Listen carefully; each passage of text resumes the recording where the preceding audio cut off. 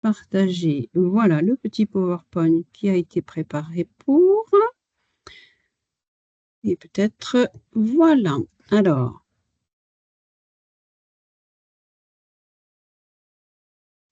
donc, beaucoup de choses dans le webinaire et je pense que selon l'endroit où vous êtes de votre travail sur la labellisation, vous pourrez y puiser, j'espère, chacun des choses qui vous intéressent. Donc, je fais des rappels et puis donc un petit travail sur où j'en suis, comment je peux avancer là où j'en suis, des petits rappels sur les critères, les outils qu'on peut créer, comment je m'organise dans mon équipe, comment je fais pour déposer mon dossier. Et juste pour rappel, là, sur la fin de cette diapo-là, vous avez se préparer à l'audit. Il y a un webinaire qui a déjà été enregistré sur ce sujet-là. Donc, si vous en êtes à ce moment de préparation d'audit, vous pouvez bien sûr vous référer à ce petit webinaire. On n'abordera pas ce sujet-là aujourd'hui.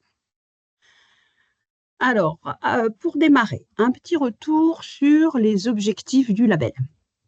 Donc, ce label, il a pour objet de garantir la cohérence du réseau, qui est un réseau national.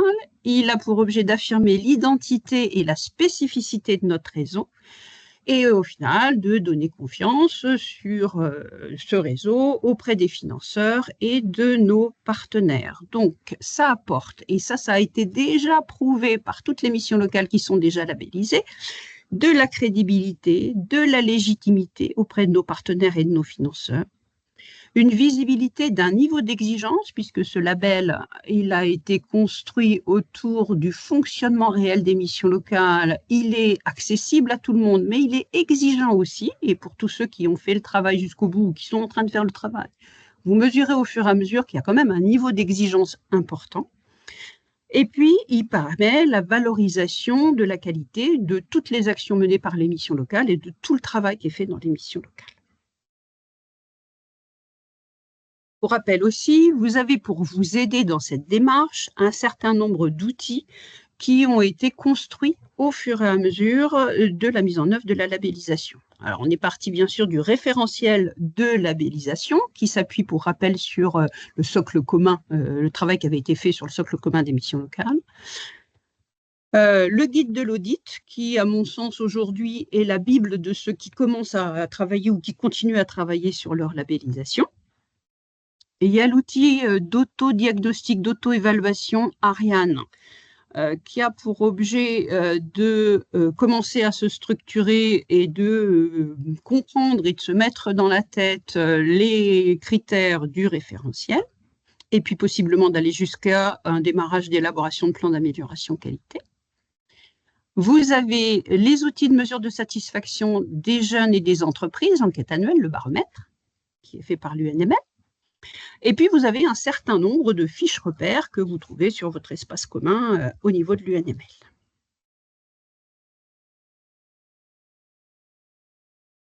La démarche que vous engagez dans le cadre de la labellisation, elle va bien au-delà du label. Et de retour de nombreuses missions locales qui se sont lancées, c'est quand même un gage de sens du travail des missions locales au niveau de toutes les équipes. C'est un outil de progrès, c'est un outil de reconnaissance, d'engagement dans la démarche qualité. Et on en reparlera, il y a beaucoup de missions locales qui n'étaient pas lancées dans cette démarche qualité. Et donc, ça permet de faire un premier pas, de s'engager et de lancer quelque chose qui va être pérennisé dans le temps. Ça donne l'opportunité de prendre du recul sur ces valeurs, qui sont souvent retravaillées dans le cadre du projet associatif. Ça donne du sens aux actions des missions locales qui sont souvent travaillées en lien avec le diagnostic territorial pour coller aux besoins du territoire. Ça permet parfois de repenser ses pratiques et d'écrire un certain nombre de procédures qui n'ont jamais été écrites, et de faire travailler toute une équipe autour d'un sens commun et d'un mode de fonctionnement commun. Et puis, ça favorise une approche collaborative sur le projet global de labellisation, mais aussi sur l'engagement dans la démarche de qualité. Au final, une fois que toute cette démarche est faite et que les missions locales sont labellisées, en règle générale, ça a permis de mettre en place une actualisation ou une mise en place ou une actualisation de beaucoup d'outils, des statuts, du projet associatif, d'une compta ANA, d'un travail autour de la RGPD, d'un plan de développement de compétences, du dialogue territorial, etc., etc. Donc, au final, c'est un outil de management et un levier pour améliorer les pratiques. C'est ce que toutes les missions locales disent une fois que le travail a été terminé. Alors, pour se lancer et pour avancer dans cette démarche d'amélioration, dans cette démarche de labellisation, et donc d'amélioration qualité d'ailleurs, il est extrêmement important d'arriver à sensibiliser au fur et à mesure et à impliquer les équipes. C'est clair que ce n'est pas le travail du directeur tout seul et que c'est bien le travail d'une direction, d'une gouvernance et d'une équipe pour pouvoir mener à bien toutes ces missions. Donc, globalement, tous les salariés ont déjà entendu parler de la démarche d'amélioration, quel que soit là où vous en êtes. Ça fait 2 ans que, voilà, on en parle, donc tout le monde est à peu près au courant. Il faut les associer à la mise en œuvre de cette démarche. Donc, bien sûr, les informer au fur et à mesure de l'état d'avancement de votre démarche, de l'organisation, de partager les documents avec eux, que ce soit le référentiel, les guides, que ce soit les résultats d'Ariane, tout ce que vous allez travailler sont des choses que vous pouvez ouvrir à vos salariés pour qu'ils comprennent et qu'ils mesurent d'où vous partez et jusqu'où vous allez aller. Il faut aussi expliquer aux salariés comment les dispositions du référentiel vont être mises en œuvre. Donc, en leur partageant le référentiel, mais je pense que l'important, c'est le guide de l'audit pour qu'on comprenne le pratico-pratique beaucoup plus facilement. Donc, leur expliquer l'objectif, leur montrer comment la mission locale va travailler, va exercer ses missions, et bien remettre ça dans le contexte qui est le vôtre. C'est-à-dire que parfois, on se sent un petit peu perdu quand on regarde le référentiel ou quand on regarde le guide de l'audit. L'idée, c'est bien de travailler dans le contexte de la mission locale et de faire approcher le plus possible, bien évidemment, la majorité de ces critères et de ces éléments de preuve en lien avec votre contexte. Il va falloir leur expliquer qui va faire quoi dans cette démarche-là. Si c'est déjà engagé, ça permet de refaire un point aussi à un moment donné. Et qu'est-ce qui va être attendu de chacun, puisqu'on voudrait associer dans cette mise en œuvre la majorité des gens de l'équipe de la mission locale. Et puis, faire des retours réguliers, partager les avancées sur tout ce qui va être travaillé. On en reparlera tout à l'heure. Donc, ça va impliquer qu'il va falloir faire un planning pour pouvoir piloter cette démarche. Pour démarrer, sans doute beaucoup d'entre vous sont déjà au-delà de ça. En tout cas, au démarrage de tout ça, il faut faire une revue de situation sur les 35 critères. Globalement, comment je me situe, comment je pense me situer dans chacun de ces critères. Donc, ça veut dire prendre en compte l'ensemble du référentiel et l'ensemble des attendus qu'on va trouver dans le guide de l'audit de la labellisation. Donc, premier temps de l'opération, j'essaye de me mettre en tête tout ça et de mesurer là où j'en suis pour pouvoir comprendre jusqu'où je dois aller et donc mesurer le travail qui reste à effectuer. Pour rappel, les modalités d'évaluation et les seuils pour obtenir la labellisation. Les missions locales vont être notées, ça a été un choix, sur chacun des 35 critères de 1 à 4. Niveau 1, niveau 2, je ne valide pas ce critère. Niveau 3, niveau 4, je valide ce critère. Une fois les 35 critères passés, et la moulinette de la notation, on va regarder si ma mission locale a au moins 80% des critères qui sont évalués en niveau 3 ou 4. Si c'est le cas, je sais que ma mission locale sera labellisée. Deuxième situation, donc ça veut dire quand même que sur les 35 critères, vous en avez 6, maximum 7, qui peuvent possiblement être évalués en 1 ou 2 et être quand même labellisés. Si j'ai entre 60 et 80% des critères qui sont en niveau 3 ou 4, je ne suis pas validée et c'est la commission qui fera son travail et qui me demandera ce qu'il faut pour pouvoir aller jusqu'à minima 80% des critères validés. Donc, il y aura une demande de travail complémentaire pour pouvoir me repositionner sur ce label. Et puis, si j'ai moins de 60%, à ce moment-là, je revois ma copie, je retravaille avant de pouvoir à nouveau demander ma labellisation. Donc, très clairement, vous n'êtes pas obligé d'atteindre le niveau 3 sur 100% des critères pour pouvoir être labellisé. Vous avez une marge de manœuvre. Et c'est vous qui allez travailler votre dossier et évaluer cette marge de manœuvre. Par exemple, j'ai relancé un projet associatif parce que j'en avais pas ou qu'il était vraiment obsolète, voilà, mais c'est un travail qui va durer 1 an. Pour autant, j'ai vraiment avancé et sur le reste des 34 critères, je pense que je suis prêt.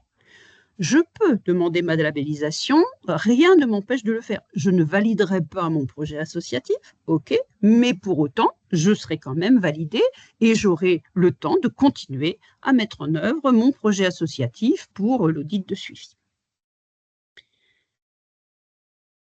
Juste un tout petit point d'attention.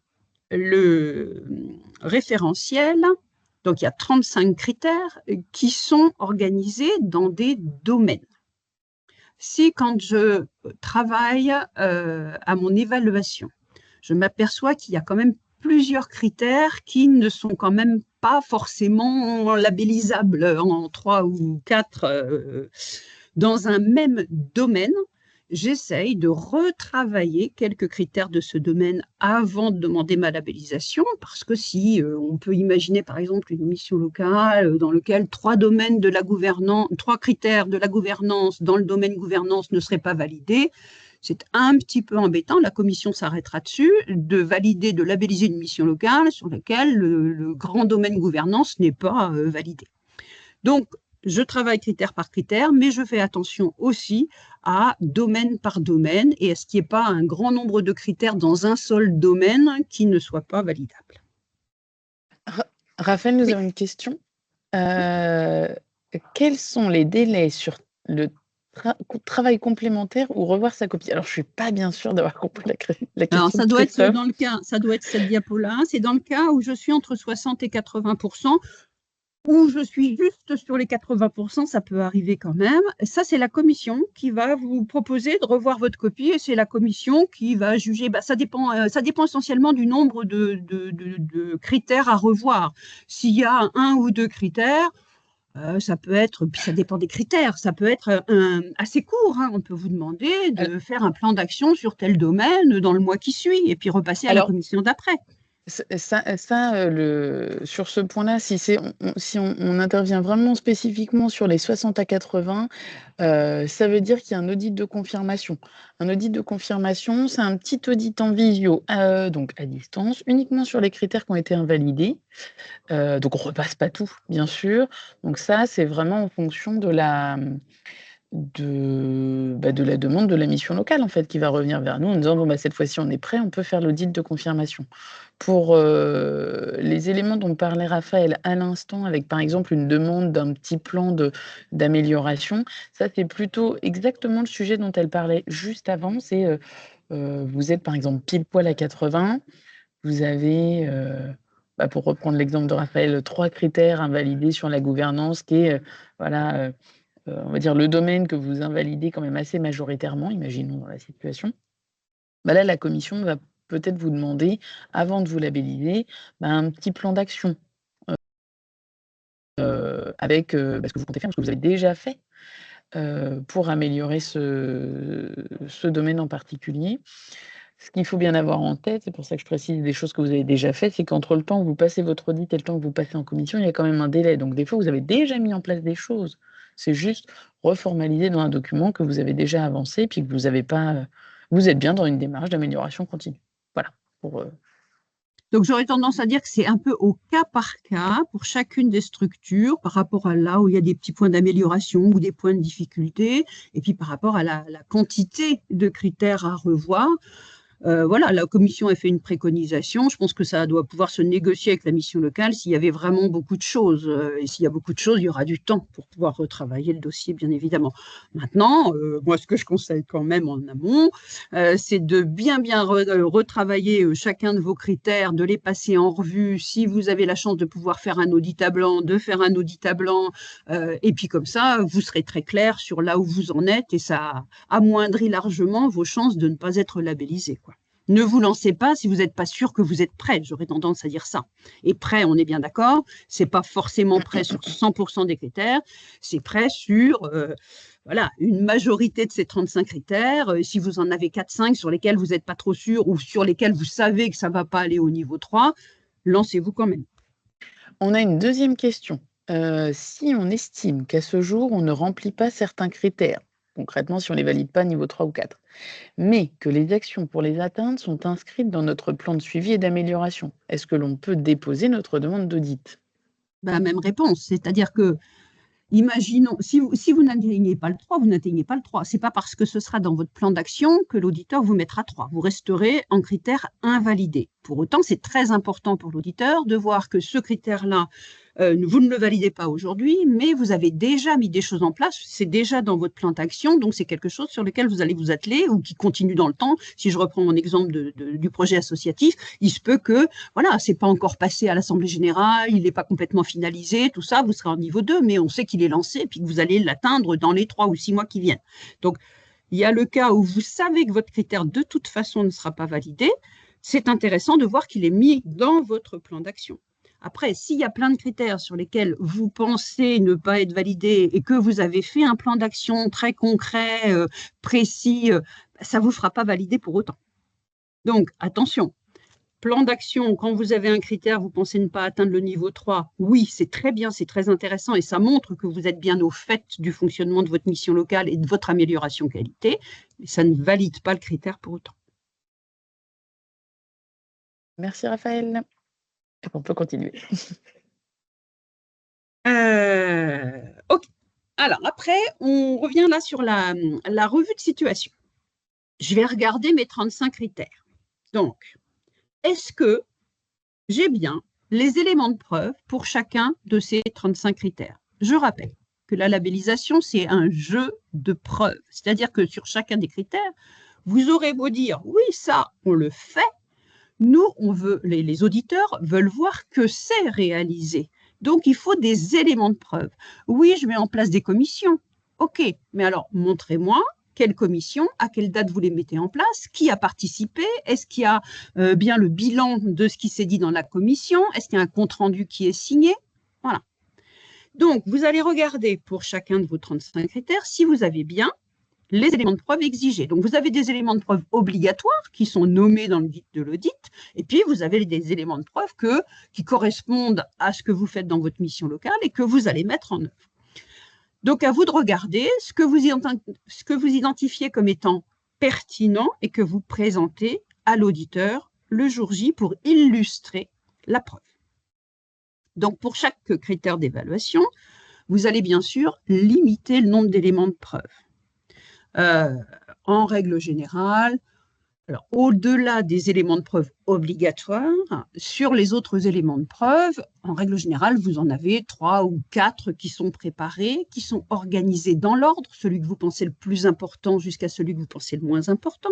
Sur certains critères, vous aurez 10 éléments de preuve différents.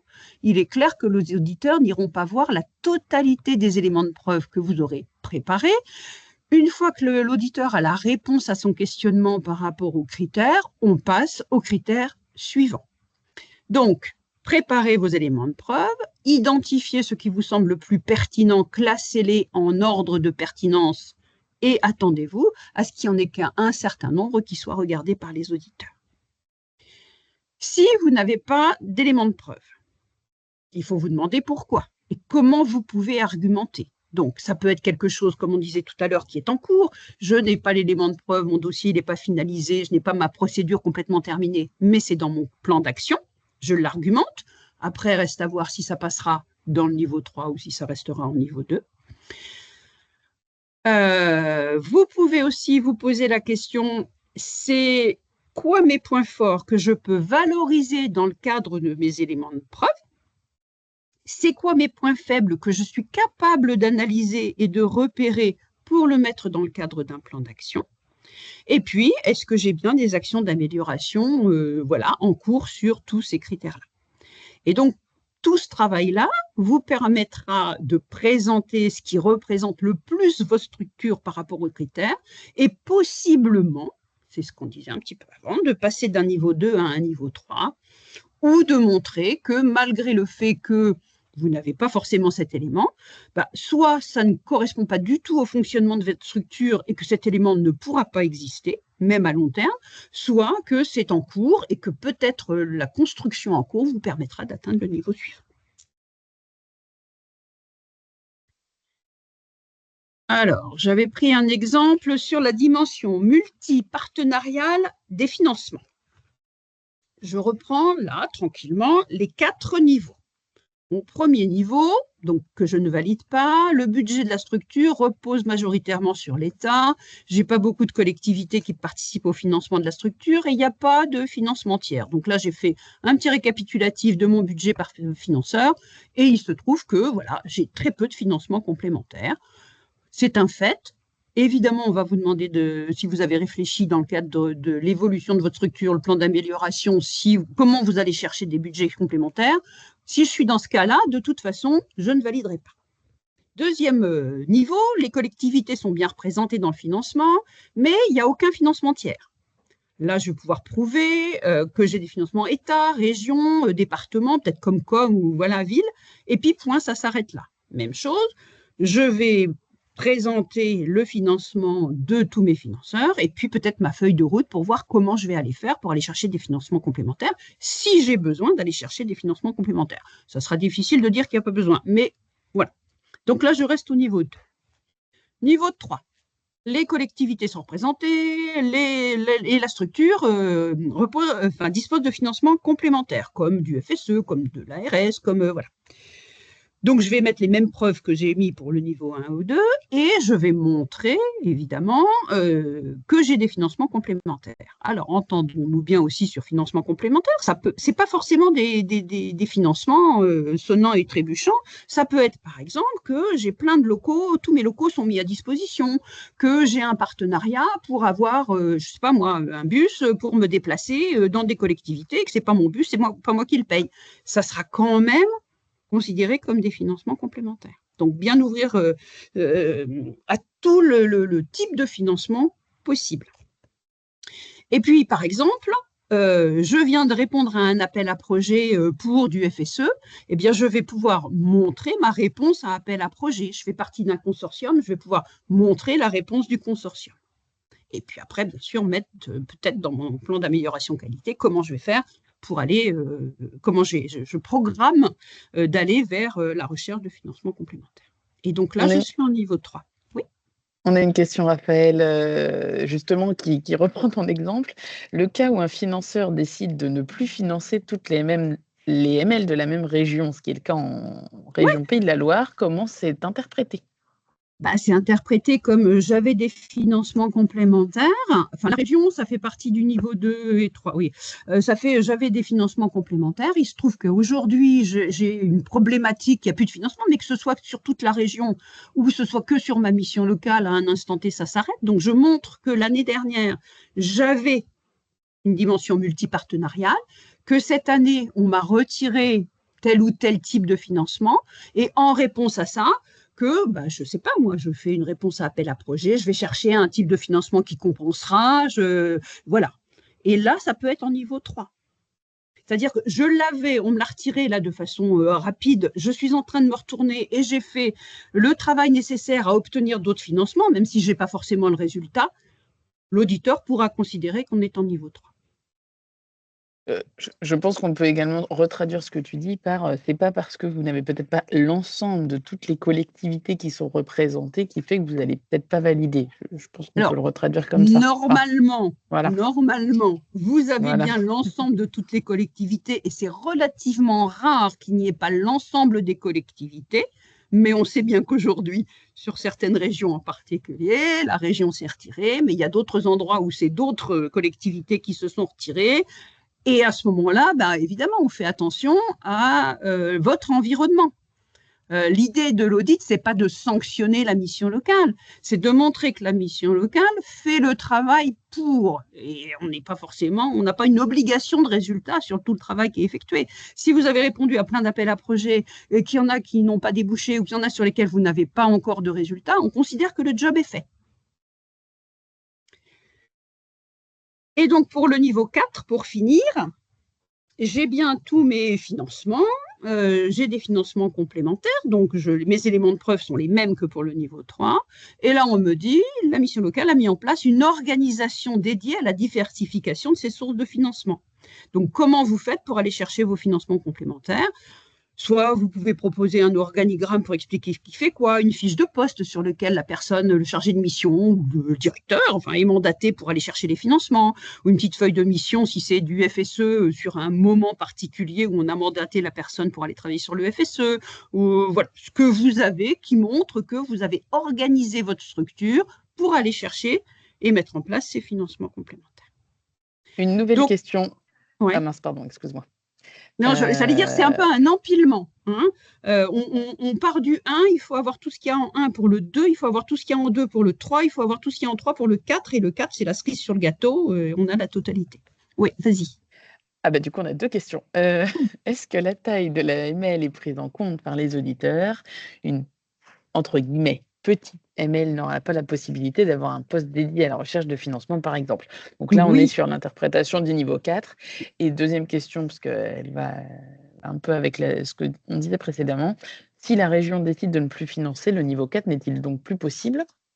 Mais si, bien sûr. Donc, bien sûr, on prend en compte le contexte, c'est tout l'enjeu et tout le travail des auditeurs que de comprendre quel est le contexte de la mission locale. Et là, on parle des financements, mais ça sera la même chose sur presque chacun des critères. Le contexte joue énormément, d'où l'importance de donner les documents avant pour que l'auditeur puisse se mettre en tête le fonctionnement de la mission locale et son contexte, d'où le petit récap que vous allez faire au tout début de l'audit pour expliquer votre contexte, vos difficultés, vos points forts.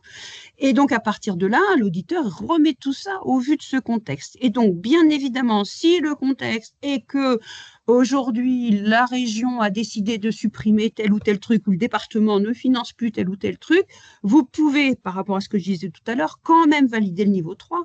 Le niveau 4, c'est votre organisation. Et bien sûr, tout le monde ne peut pas se payer quelqu'un qui va chercher des financements. Voilà. Par contre, dans la fiche de poste du directeur, ça peut très bien être noté. Et si l'organisation interne, par exemple, je prends une mission locale de 15 personnes, il se peut que ce soit le directeur qui soit complètement en charge de financement complémentaire. Mais il se peut aussi qu'il ait un adjoint ou un chargé de mission qui puisse avoir mandaté pour répondre à un appel à projet. Donc, il suffit de montrer comment vous vous organisez pour aller chercher ces financements, et ça passe au niveau 4, si vous aviez bien ce qu'il faut pour le niveau 3, bien sûr. Merci, bon Raphaël. Je reviens là sur les 14 pièces obligatoires à fournir. Et c'est ce que je vous disais juste précédemment. L'objectif de ces pièces à fournir, c'est que déjà l'auditeur puisse appréhender votre mission locale, puisse appréhender son environnement. Donc, les statuts, le budget, ça c'est des choses qui existent et qui posent rarement problème. Le projet associatif, s'il est en cours d'élaboration, de toute façon vous êtes obligé de mettre une pièce justificative.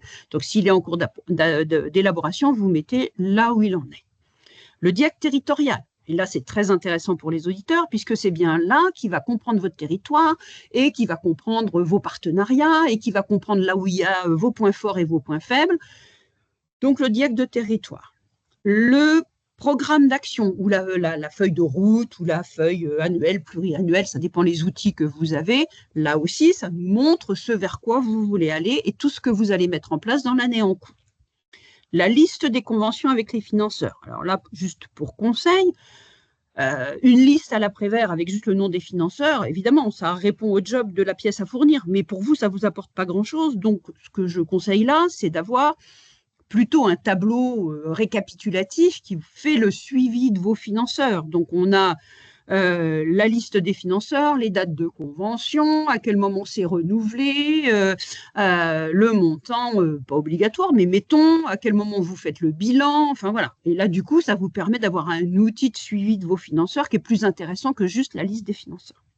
Et ça nous permet, si par exemple vous mettez la liste de l'année dernière, si la région ne finance plus cette année mais qu'elle financée l'année dernière, bah, si on a la liste des conventions de l'année dernière, ça nous permet de voir aussi comment ça évolue dans le temps. La liste des conventions avec les partenaires, c'est pareil, c'est la même chose. Une liste de partenaires, c'est bien, mais ce qui est intéressant, c'est de savoir avec qui vous avez signé quelque chose, avec qui vous travaillez depuis longtemps, pas longtemps, donc si cette convention, elle est à renouveler ou pas, si vous n'en avez pas aujourd'hui, mais que vous avez envie d'en faire une dans un avenir proche ou plus tard. Donc, un tableau aussi récapitulatif de tout ce fonctionnement avec les partenaires.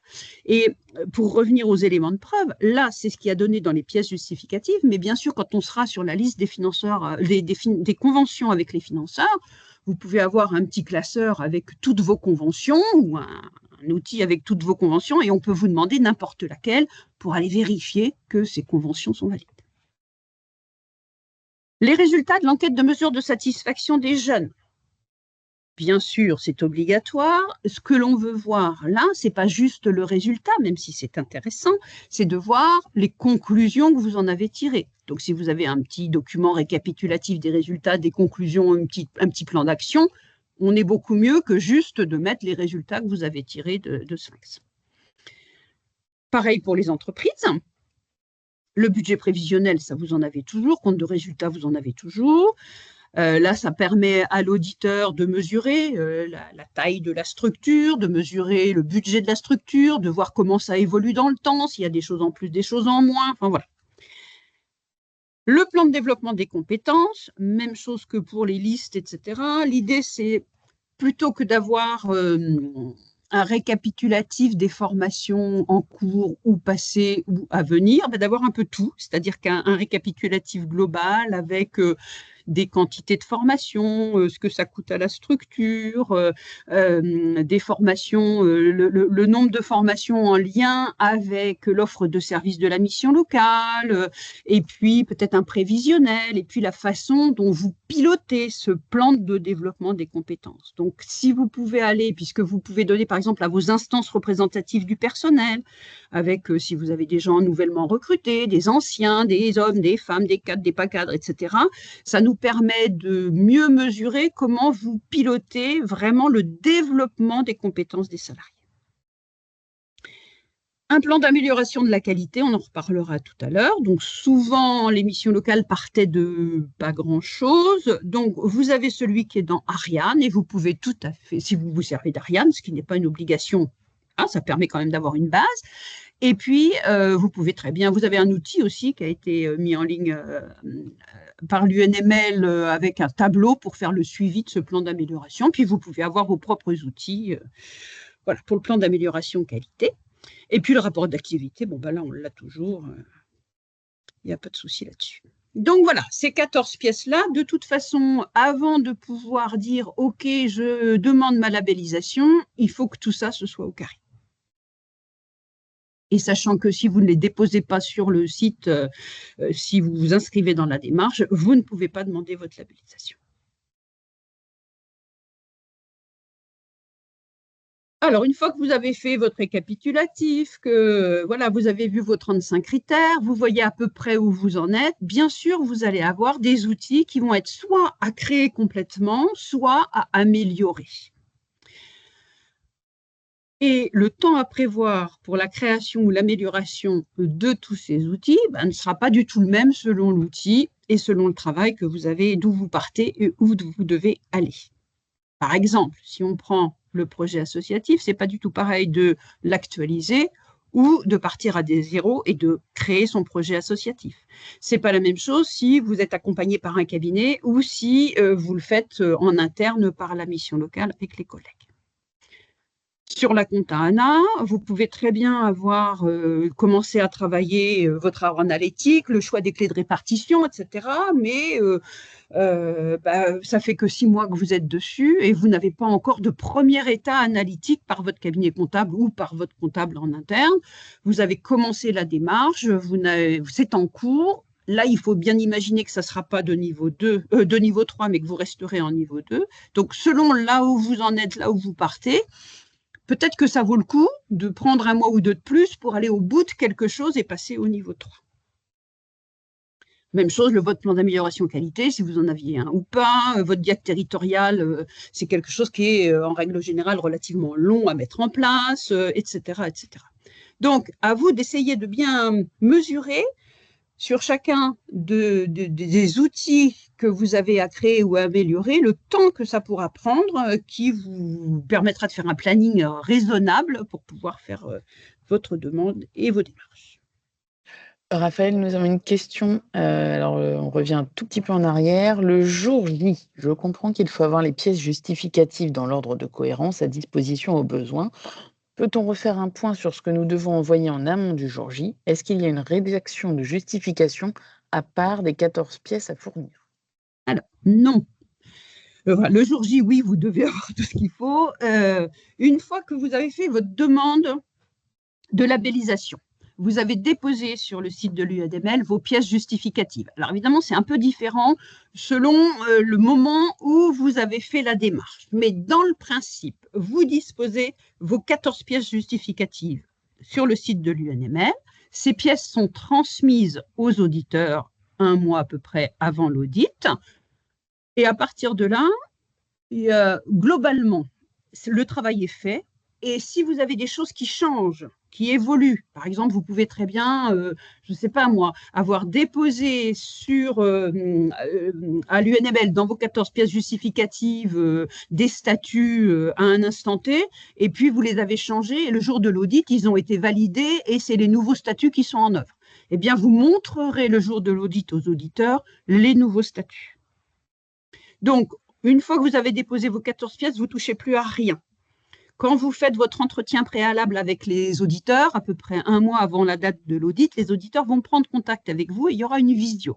Lors de cette visio, si les auditeurs ont été un peu alertés, s'interrogent sur quelque chose dans la liste de ces 14 pièces, ils sont tout à fait en capacité de vous dire, ben voilà, là, par contre, je ne comprends pas bien, je ne sais pas moi, vous avez un projet associatif vraiment au tout début, est-ce que depuis ça a avancé ou alors votre enquête de satisfaction elle date un peu, est-ce que depuis vous l'avez refaite et est-ce que vous ne voulez pas nous envoyer les nouvelles pièces justificatives et auquel cas vous enverrez avant l'audit les pièces que les auditeurs vous ont demandées. Donc, normalement, si je récapitule, vous déposez vos pièces au moment où vous demandez votre labellisation. Vous avez la visio avec les auditeurs un mois à peu près avant la labellisation, enfin l'audit. Les auditeurs, s'ils s'interrogent sur des choses, ils vous demanderont des pièces justificatives, vous leur fournissez. Et s'il y a des choses qui changent entre le moment où vous avez déposé vos pièces et le moment de l'audit, le jour J, vous fournirez les nouvelles pièces à l'auditeur. Une nouvelle question, Raphaël. Bonjour, nous avons notre visio avec nos auditeurs 2 semaines avant l'audit. À quel moment devons-nous compléter le plan d'audit qui nous le fournit? Alors ça, c'est notamment des questions qu'on traite dans l'autre webinaire. Voilà, c'est dans le webinaire qui vous êtes déjà avancé, ça veut dire que bravo, vous êtes presque au bout de la course. Et donc, dans le webinaire précédent, oui, sur comment se préparer à l'audit, je vous explique tout ça. Donc, quand même, pour vous répondre, c'était quoi la question? Je ne sais plus, 15 jours avant. Vous avez votre audit. Ah oui, quand est-ce que vous faites le plan d'audit? Une fois que vous avez eu en règle générale, une fois que vous avez les auditeurs en visio ou au téléphone, l'auditeur AFNOR vous envoie le plan d'audit, vous le remplissez. Et donc, libre à vous, c'est à votre main de mettre qui vous voulez pour intervenir dans cet audit, vous le renvoyez à l'auditeur AFNOR et voilà, et ça servira de base au moment de l'audit. On suit en règle générale le plan d'audit et donc vous avez positionné les auditeurs, les personnes qui seront auditées lors de la journée J. Donc c'est quand l'auditeur AFNOR vous envoie le plan d'audit que vous le remplissez, que vous lui renvoyez. Alors, on a d'autres questions sur, encore une fois, sur le jour J. Donc, je vais vous mettre le lien dans la conversation sur le webinaire qui en traite, parce que pour le coup, il fait plus d'1 heure. Quand un critère ne comporte pas de pièces justificatives exigées, la question de la justification du respect du critère viendra donc pendant la vision, puis le jour J. Je recommence doucement? Quand un critère ne comporte pas d'éléments de preuve exigés, la Oui. question de la justification de la validation du critère, en gros, viendra pendant la visio, puis sur le jour J. Oui, c'est ça, parce que en fait, vous n'avez que vos 14 pièces à envoyer. Et vous voyez bien que sur les 14 pièces, c'est des pièces obligatoires, mais sur 35 critères, il n'y a que 14 pièces, alors que vous allez donner à peu près, je sais pas, 80, 90 éléments de preuve. Donc, au-delà de ces 14 pièces-là qui sont à fournir, c'est bien le jour J que vous allez, au fur et à mesure des questionnements sur chacun des critères, montrer, proposer vos éléments de preuve, qu'ils soient obligatoires ou non obligatoires. Mais lors de la visio, pour préciser, parce que je sais pas trop comment interpréter la question, mais du coup, Lors de lors la de la visio, il ne se passe visio de rien. préparation, vous redonnez pas tous les Non, non, non, éléments de non, preuve non. que vous avez Lors de la préparés, hein?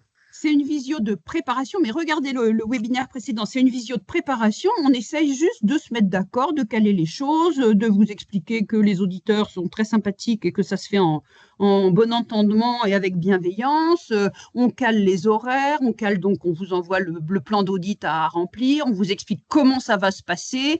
Voilà, c'est ça la visio.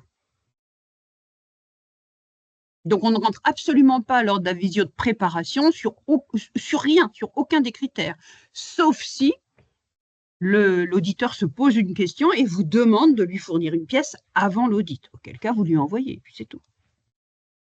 Merci Raphaël, et comme je l'ai mis dans le chat, le lien vers le webinaire dédié, vous a été, retransmis.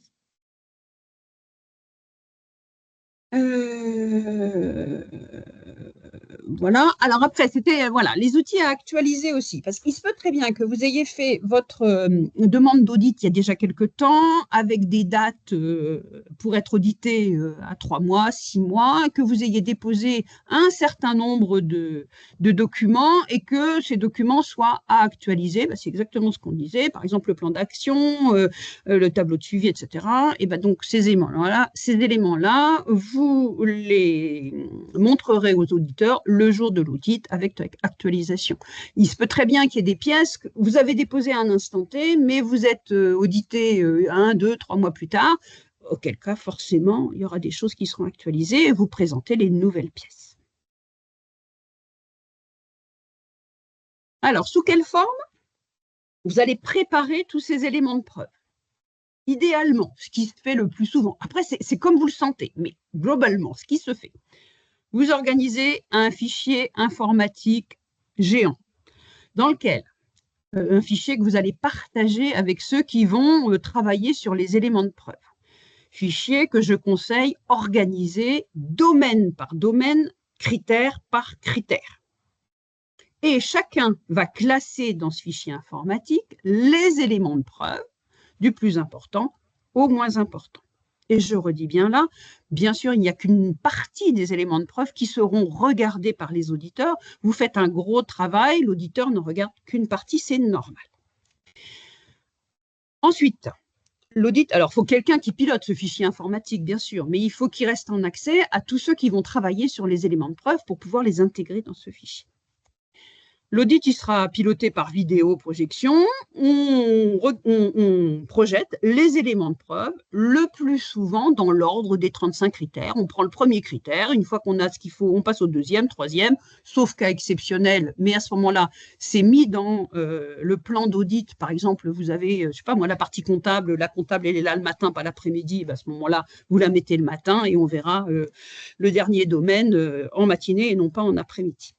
Mais sinon, classiquement, on les prend dans l'ordre, critère par critère. Donc, vous pilotez votre vidéoprojection avec vos éléments de preuve que vous avez triés.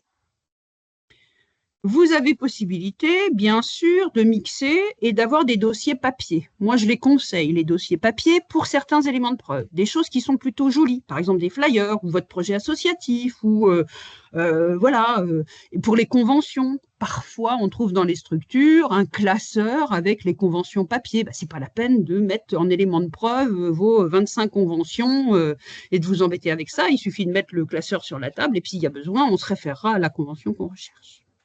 Donc, globalement, vidéoprojection avec les éléments de preuve que vous avez organisés dans votre fichier informatique.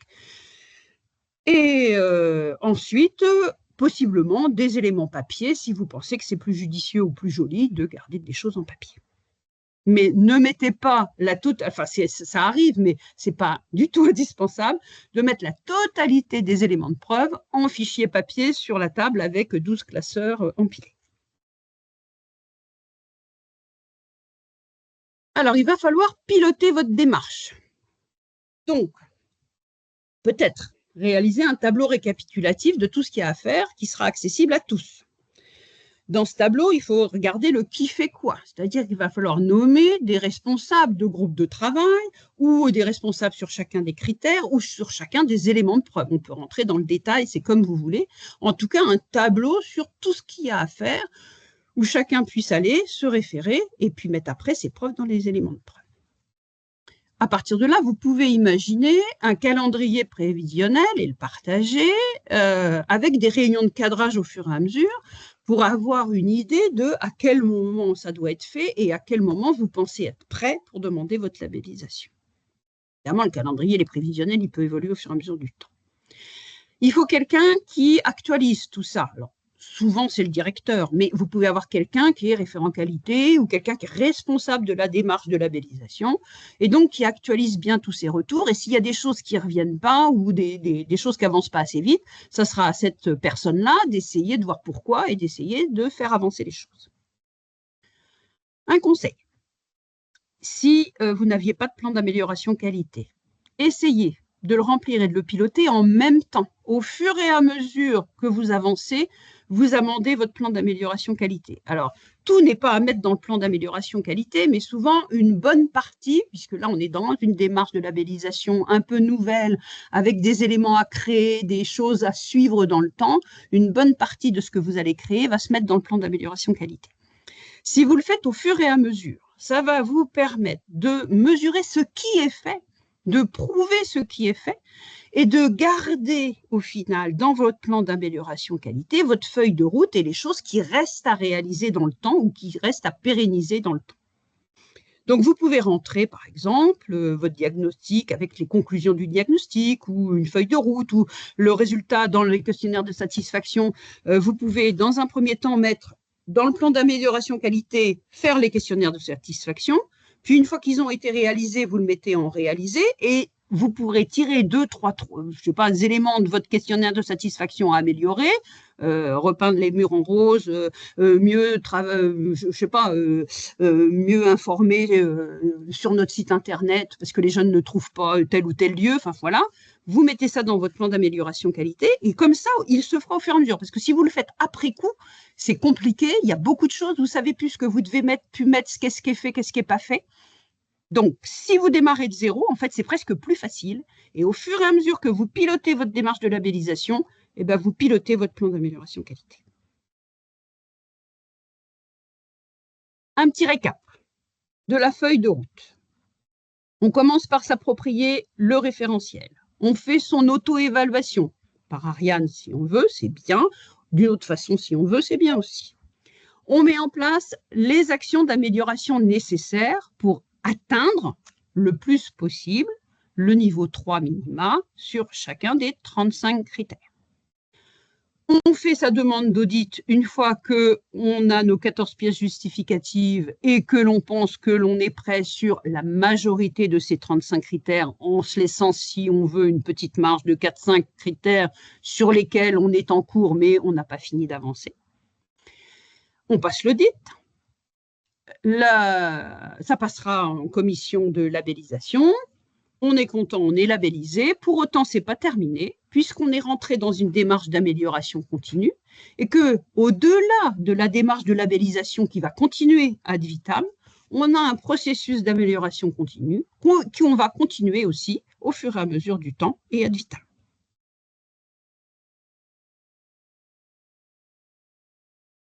Sur l'organisation, souvent, on travaille avec des groupes de travail. Il ne faut surtout pas que le directeur soit seul face à tout ça. Donc, il y a une gouvernance, il y a une direction parfois partagée et il y a des salariés.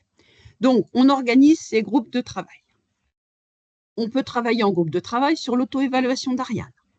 On peut travailler en groupe de travail sur l'organisation de la feuille de route une fois qu'on a fait son auto-évaluation et qu'on voit là où on doit travailler.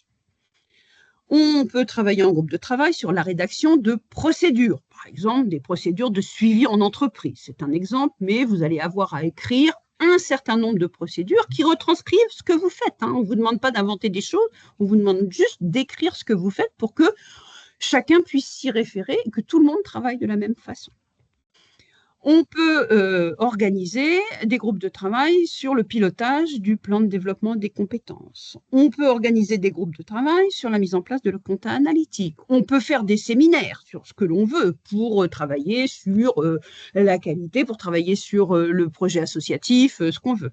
Et puis, on peut aussi faire on doit aussi faire un groupe de travail une fois que tout est fait sur se préparer à l'audit. Et donc, je réfère encore au webinaire qu'on vous a envoyé. Tout ça, ça se planifie. Au fur et à mesure, vous allez faire votre planification et vous allez voir, voilà, mon diag partagé, il se finit en mars. Normalement, si tout va bien, je vais le présenter à mes équipes en avril. Mon projet associatif, il se finit là, etc. Pour pouvoir raisonnablement mesurer à quel moment je vais être prêt à demander mon audit de labellisation, sachant que le temps, il est contraint puisqu'il y a une date butoir. Vous savez qu'il faut déposer vos 14 pièces justificatives et votre demande d'audit à fin décembre, maximum. Donc, ça veut dire que s'il y a dans votre planning des choses qui restent un petit peu en suspens, vous pouvez essayer de mettre un peu le turbo ou de voir avec vos groupes de travail comment ils peuvent avancer plus vite. Un petit point sur l'engagement de l'équipe, on a dit, c'est bien le travail de toute la mission locale. Alors, on est bien d'accord qu'on n'arrive jamais à embarquer 100% des gens, il y a toujours quelques résistances. Et pour autant, plus vous embarquez vos salariés, plus ça sera intéressant pour eux, plus ils y trouveront du sens et plus derrière, vous pourrez rebondir sur la suite et l'amélioration qualité. Donc, pour engager l'équipe, il va falloir faire vivre vos groupes de travail. Il va potentiellement falloir mettre en place des comités de suivi de votre démarche et de ces groupes de travail. Donc, ça, c'est piloté souvent par la direction. Il va falloir faire des retours auprès de vos équipes pour leur montrer qu'ils avancent ou pour même valider au fur et à mesure un certain nombre de choses. Et puis, auprès de la gouvernance, puisque la gouvernance doit être informée au fur et à mesure de l'état d'avancement et doit participer selon ce que vous avez à travailler dans vos différents critères. Si vous avez à retravailler les statuts, bien sûr, ça se travaille avec la gouvernance. Si vous avez à travailler le projet associatif, bien sûr, ça se travaille avec la gouvernance. Enfin, sur un certain nombre de choses, retravailler avec la gouvernance. Alors, ça peut être le président, mais ça peut être n'importe qui d'autre, quelqu'un, le trésorier si vous travaillez sur la compta ANA, ou un groupe de la gouvernance si vous travaillez sur, je ne sais pas moi, les changements de locaux, enfin voilà. Et leur faire bien des retours au fur et à mesure sur l'état d'avancement de votre démarche et qu'ils mesurent bien tout le travail qui est fait par les équipes sur cette labellisation.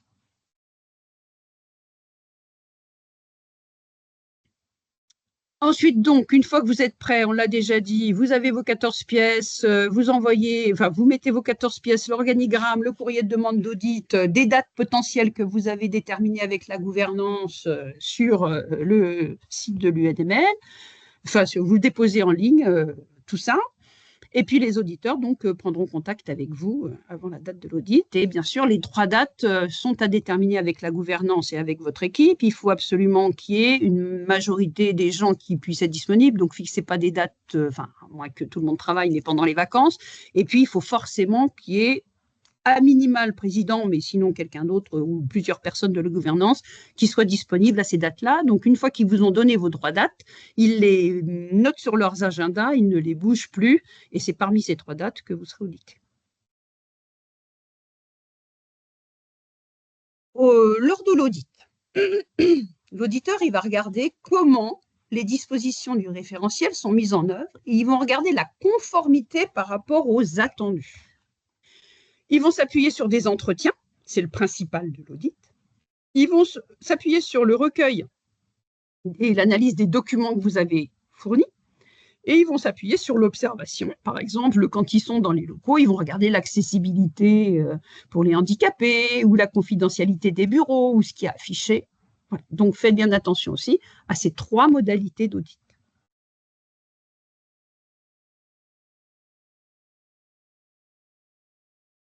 Alors, quelques points clés pour préparer l'audit. Je vous remettais là qu'il y avait le webinaire. Donc, s'assurez bien que vous avez l'ensemble des éléments de preuve exigés, que tous ces éléments de preuve sont facilement accessibles pour être présentés. En équipe de direction, avec les autres salariés que l'auditeur rencontrera, il faut définir, partager les éléments clés à valoriser. Et puis, si besoin, accompagner le salarié qui sera rencontré en entretien pour qu'il soit préparé et pas trop stressé. En équipe de direction avec la présidence, préparer la présentation de la structure. Je vous disais tout à l'heure que c'était important de remettre les choses dans leur contexte. Donc, il faut absolument qu'à un moment donné, que ce soit le directeur ou que ce soit la personne qui représente la gouvernance, vous présentiez le contexte en ouverture, en fait, de l'audit de labellisation.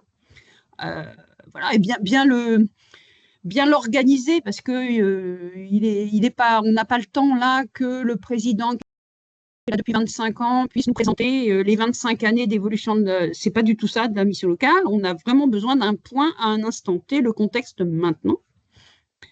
Et la bonne articulation des messages portés par la direction de la gouvernance, c'est clair que vous parlez d'une seule voix et que s'il y a quelques dissensions, voilà, il n'est pas temps du tout lors de l'audit que les auditeurs puissent comprendre qu'il y a quelques difficultés entre la direction et la gouvernance. Donc, il faut que vous organisiez pour que vous parliez d'une seule voix et vous portiez le même message. Si vous vous sentez perdu à un moment, parce que c'est long, la route, elle est longue pour arriver jusqu'au bout, n'hésitez pas à consulter tous les études qui existent. Il y en a plein, sur plein de domaines différents. Donc, regardez-les, ça peut vous aider. Vous avez peut-être encore un référent labellisation ou une organisation avec des gens qui peuvent vous aider dans le cadre de votre ARML sur votre territoire. Et puis sinon, vous avez des collègues qui ont sûrement été labellisés il y a plus ou moins longtemps, puisque les premiers ont été labellisés fin 2023. Donc il y en a, voilà, c'était le début, mais il y en a qui ont été labellisés toute l'année 2024, l'année 2025.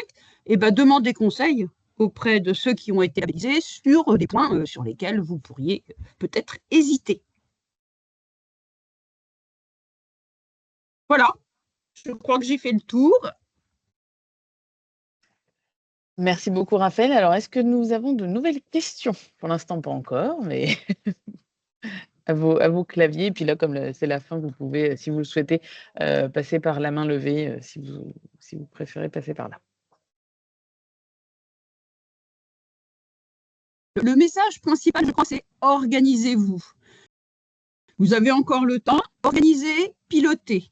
Ce n'est pas la peine de se voiler la face s'il y a des choses sur lesquelles vous n'êtes pas bon. Ça arrive, c'est pas grave. Est-ce qu'on va pouvoir s'améliorer ou pas? Sinon, c'est non. Si oui, on met tout en œuvre pour le faire de façon relativement efficace et rapide. Et partagez. Et voilà, travaillez bien avec l'équipe, partagez, vous avancez ensemble. Et si vous avancez ensemble, tout le retour sur investissement, vous l'aurez dès que vous serez labellisé.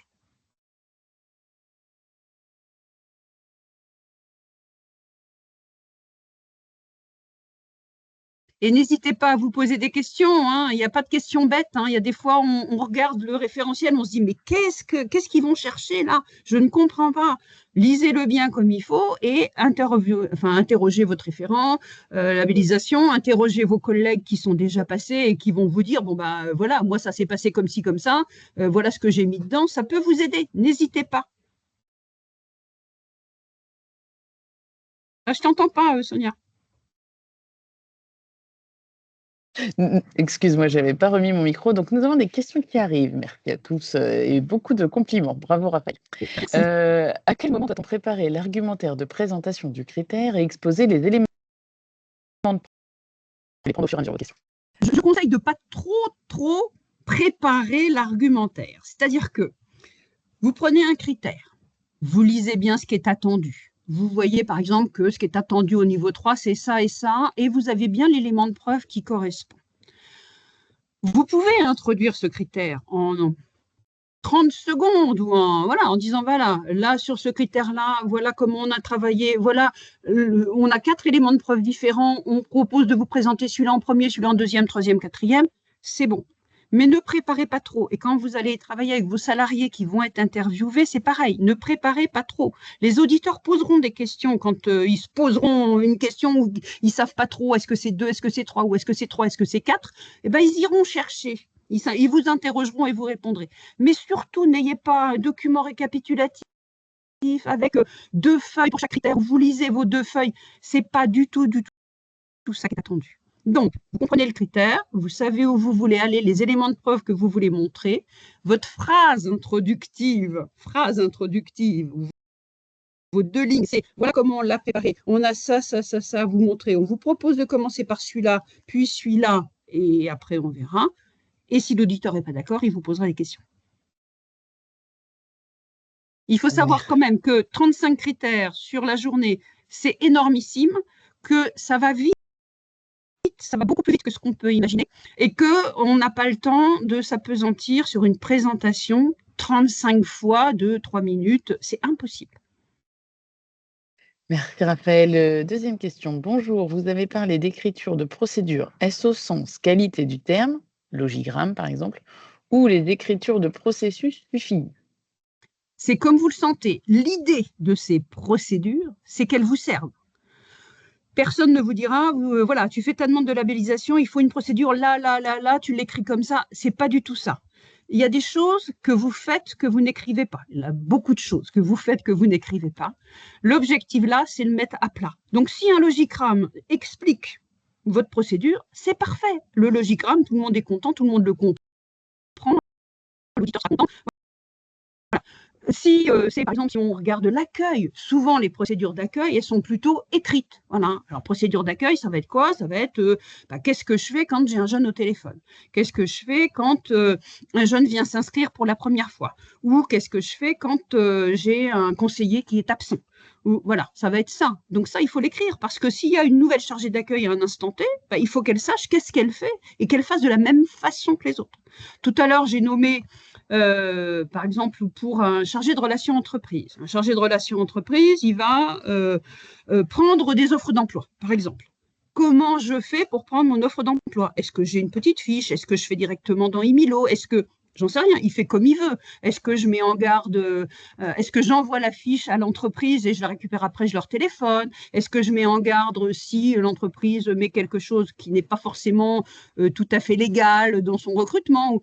Comment je fais pour que, quel que soit le chargé de relations entreprise, ou s'il y en a un qui est absent à un instant T, que moi je dois le remplacer, je fasse approximativement de la même façon. Donc, il ne faut pas aller trop loin dans l'écriture des procédures, mais il faut des choses qui soient partagées et qui servent. Surtout, écrivez des choses qui vous servent.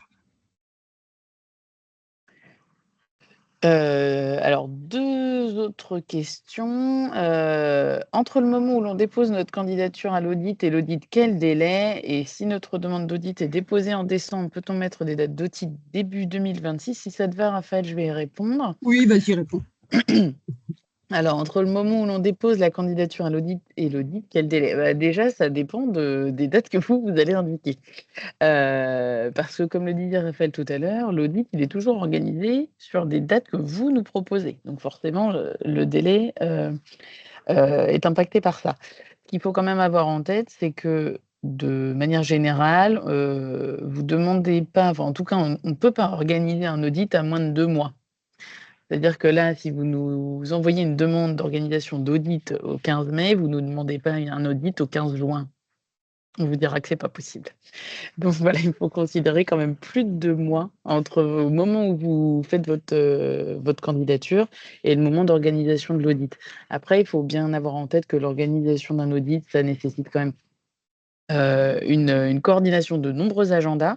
Donc il y a quand même un temps. Vous allez pas avoir votre date d'audit tout de suite qui va vous être communiquée, elle vous est communiquée environ un mois avant, comme le disait Raphaël tout à l'heure. Donc c'est pour ça qu'il est important de garder, de bloquer vos dates.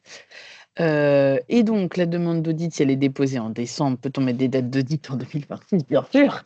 La deadline qui a été communiquée, c'est donc bien faire l'ensemble des demandes de candidature, enfin des demandes d'organisation d'audit avec les pièces fournies fin décembre 2025, avec du coup une partie d'organisation des audits en 2026.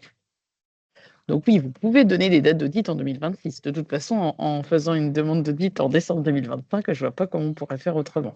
Donc pas d'inquiétude là-dessus, on peut organiser encore des audits en 2026.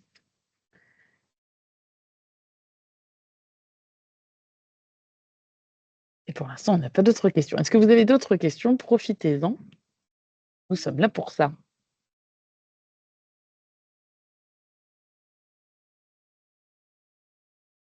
Après, ce que je veux dire aussi, c'est que la route, elle est longue. La démarche de labellisation, c'est pas facile. Donc, vous allez avoir des moments plus compliqués que d'autres. C'est normal. Tout le monde passe par là. Faut pas se décourager. Une fois que c'est lancé, de toute façon, il n'y a pas de choix, il faut aller jusqu'au bout. Donc, on avance pas après pas, comme dans sa démarche d'amélioration qualité. On se décourage pas. S'il y a des choses à reporter, on les reporte. Voilà, on pilote tout ça. On sait que c'est pas facile. On sait que les missions locales ne sont pas forcément habituées à écrire ce qu'elles font, qu'elles sont pas forcément habituées à prouver ce qu'elles font, que parfois il y a des éléments de preuve, on les a pas parce que on fait pas beaucoup de comptes rendus de réunion, on fait pas. Et ben petit à petit, ça permet aussi de construire son mode de fonctionnement futur. Une nouvelle question que l'on traite également dans le webinaire sur la préparation sur l'audit. On va y répondre pour ne pas vous laisser dans l'attente. Une visite de locaux est-elle à organiser? Nous avons un site siège et des antennes, 20 lieux d'accueil. Alors oui, on veut voir les 20 lieux. Non, c'est une blagounette. Alors, ça dépend de la taille de la mission locale. Mais oui, il y a toujours un moment sur le site. Mais pour les missions locales qui sont auditées en une journée, on reste sur le même site. Pour les missions locales qui sont auditées en plus d'une journée, le plus souvent, on change de site. On a un site le premier jour, un site le deuxième jour.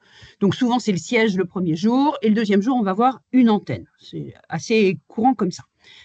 Quand on est même sur une journée sur place, souvent, c'est pas forcément comme ça, mais soit le matin en arrivant, parce qu'on arrive un peu plus tôt, soit entre midi et 2, on fait le tour du local. On fait le tour du local et on va aller, nous, auditeurs, piocher un certain nombre de choses. Je vous le disais tout à l'heure, on regarde s'il y a un accès PMR. S'il n'y en a pas, ce n'est pas forcément grave parce qu'il y a peut-être une solution. Vous nous en parlerez quand ce sera le moment. On regarde si les bureaux sont bien confidentiels. On regarde si la RGPD est bien affichée. On va regarder si c'est joli, si il y a des jeunes, si on a l'impression que les jeunes sont bien accueillis. On fait un petit tour à l'accueil. On peut demander à la chargée d'accueil son petit cahier de procédure ou comment elle fait telle ou telle chose. Ou, voilà, on se promène dans le site, on essaye de regarder, d'avoir la température et de regarder si un certain nombre de points correspondent bien aux attendus. Et puis après l'après-midi, souvent c'est là qu'on est dans l'offre de service, s'il y a des choses qu'on n'a pas vues lors de la visite, on pose la question. Et Alors, après, il peut y avoir des missions locales qui vont déménager. C'est arrivé, c'est pas grave. N'attendez pas le déménagement pour demander votre audit de labellisation. La mission locale, elle va déménager, elle aura des locaux qui seront mieux placés, qui seront plus beaux, qui seront plus grands, qui auront tous les critères qu'on peut espérer en termes de confidentialité. Des fois, on a le plan des futurs locaux, des choses comme ça qui nous permettent de dire ok, aujourd'hui sur le site où on est, c'est pas tip top, mais demain, on sait que ça va y être. Et là, ça peut carrément passer en niveau 3 facilement. Alors, nous avons 3 nouvelles questions. Bonjour, nous sommes une structure fusionnée avec une maison de l'emploi et un pli. Nous nous questionnons parfois sur certains documents et éléments de preuve. Concrètement, est-ce que les éléments de preuve doivent concerner seulement l'activité ML ou rejoindre l'ensemble de ces activités, par exemple le plan de développement des compétences ou des actions de sensibilisation à la lutte contre les discriminations qui a été effectuée pour des salariés de la structure, les feuilles d'émargement, par exemple. Est-ce que c'est une spécifique pour les salariés ML ou est-ce qu'une autre, une globale, ça suffit? Alors, vraie question. tant que c'est possible, vraiment mission locale. Voilà. Après, il arrive qu'il y ait des structures comme ça qui, dans le cadre de leur fonctionnement, de leur fusion, aient des ponts communs, comme par exemple le plan de développement des compétences. Donc, si la structure mère, on va dire comme ça, porteuse, enfin, je ne sais pas comment dire, ou même si ce regroupement a formé les salariés ensemble, et que c'était sur, je ne sais pas quoi, la RGPD ou la DISCRI, ou voilà, et que les feuilles de présence de vos salariés sont sous couvert de cette structure, ça colle complètement. Par contre, ce qu'on veut bien voir, c'est quand on arrive, les locaux, est-ce qu'on repère bien que c'est la mission locale? Le site internet, est-ce qu'on repère bien que c'est la mission locale? L'affichage dans les bureaux, est-ce qu'on voit bien que c'est la mission locale?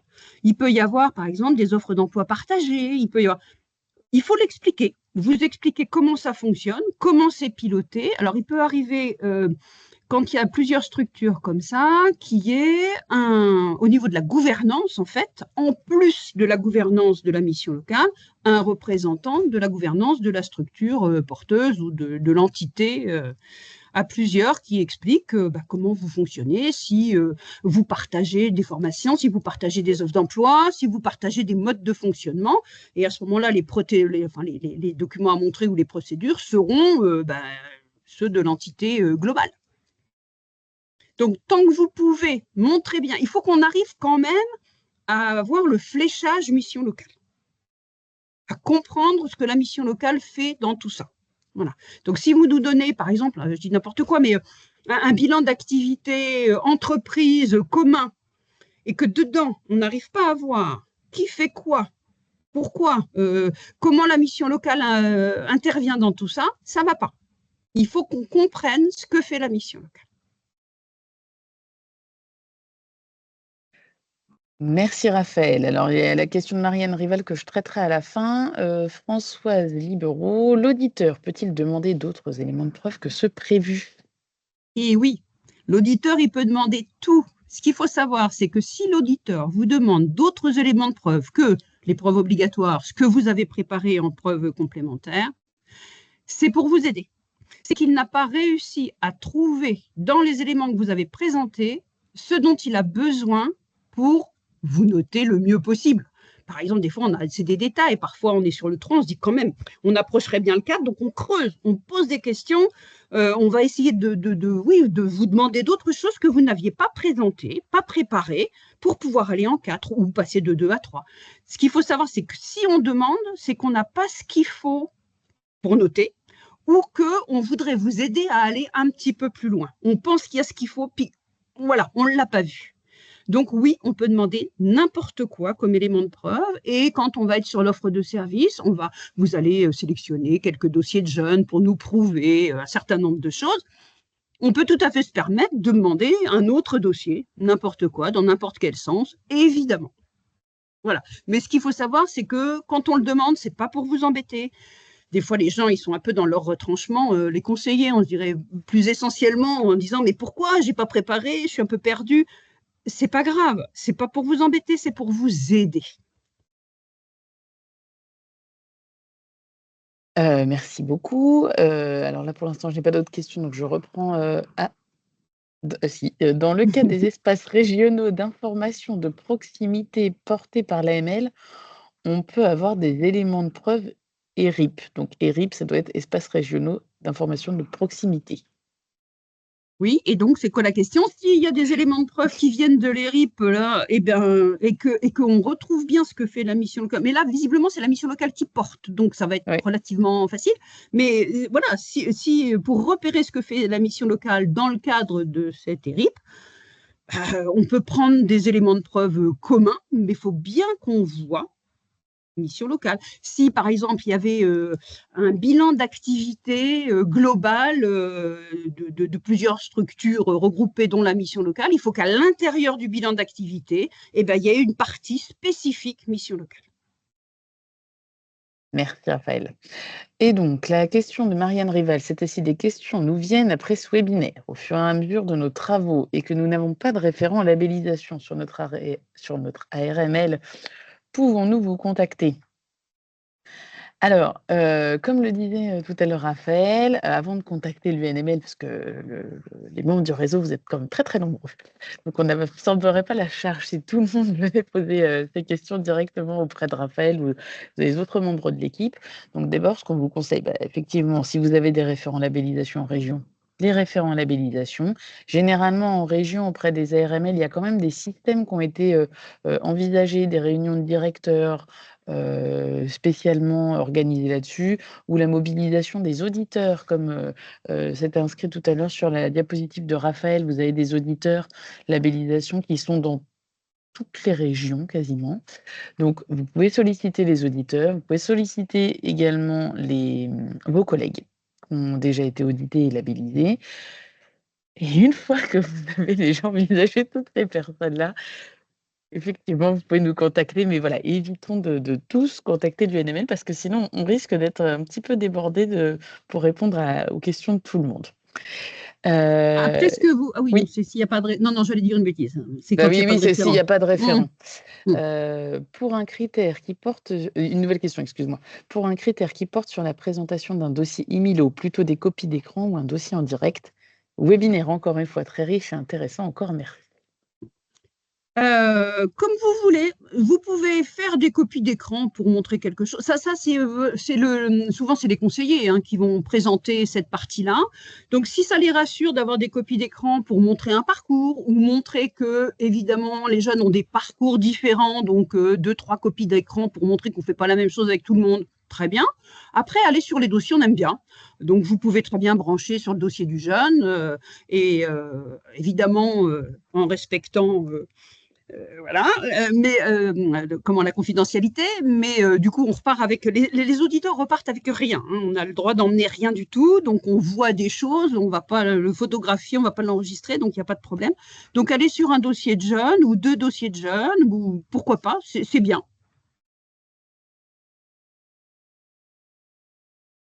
Sachant qu'on sait très bien que les dossiers de jeunes sur lesquels vous allez nous emmener sont des dossiers que vous avez sélectionnés. Et il peut arriver qu'on dise, oui, mais alors trouvez-nous-en, là vous nous avez montré, je sais pas, 3 exemples de jeunes qui ont été à l'emploi. Alors essayez de trouver des choses un petit peu variées quand même. On a le droit d'avoir des jeunes qui sont restés 3 ans à la mission locale et qui n'ont pas avancé. C'est pas embêtant du tout. Ça montre bien quand même que le parcours, il est suivi par le conseiller et que tous les jeunes ne sont pas les mêmes. Et donc, si par exemple, vous nous avez choisi 3 dossiers de jeunes avec des jeunes super qui ont été à l'emploi, tout ça, attendez-vous à ce qu'on vous dise oui, d'accord, mais alors par exemple, montrez-nous un jeune qui a fait un apprentissage ou montrez-nous un jeune qui a été en formation, ou voilà. Et à ce moment-là, c'est vous qui allez réfléchir à vos dossiers. On n'a pas de nom de jeune, donc on ne vous embêtera pas avec un dossier qui n'est pas très complet. À vous de choisir les dossiers que vous allez présenter. Et si on vous en demande d'autres, à vous de choisir quand même ceux que vous allez nous présenter. Merci Raphaël. A priori, plus de questions. Il nous reste 5 minutes. Si vous avez des questions, c'est maintenant. Je laisse 2-3 minutes, mais puis sinon, on terminera ce webinaire. Encore une fois, on vous remercie beaucoup pour votre participation et pour vos questions qui étaient très riches et c'était très dynamique. Merci beaucoup. Merci également pour tous les remerciements que vous avez envoyés. Raphaël pourra les regarder après. Je te laisserai les regarder. Écoutez, il semblerait qu'on n'a plus de questions. Donc, merci beaucoup. Et encore une fois, on vous enverra le lien du replay avec la présentation par mail. Et puis, on se retrouve prochainement parce qu'il y a d'autres webinaires qui sont organisés sur la thématique et sur d'autres. Donc, très bonne journée à vous et à Et bientôt. plein de courage. Merci encore et bonne journée à tout le monde.